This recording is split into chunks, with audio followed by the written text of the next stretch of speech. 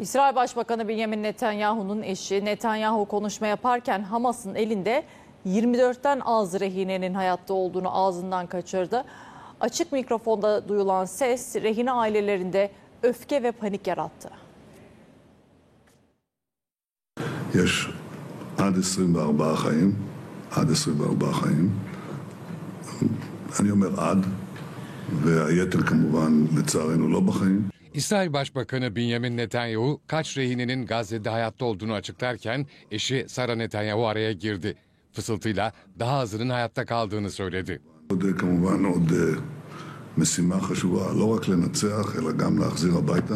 נשארו לנו, עד היום החזרנו 196 מחטופינו, 147 בחיים. יש עד 24 חיים, עד 24 חיים.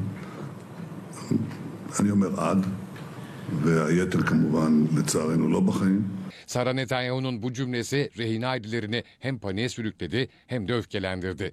Aileler Netanyahu'nun rehineler hakkında kendilerine yalan söylediğini vurguladı. Rehine ailelerini temsil eden bir grup, eğer sevdiklerimizin durumu hakkında istihbarat ya da yeni bilgi varsa tam açıklama talep ediyoruz ifadelerini kullanarak bilgi talep etti. Ayrıca Başbakanın eşinin kendilerinin bilmediği bu tür hassas bilgilere nasıl sahip olduğunu sorguladılar. Hamas'ın elinde şu an 59 rehine var. İsrail geçtiğimiz günlerde bunlardan 24'ünün sağ olduğunu açıklamıştı.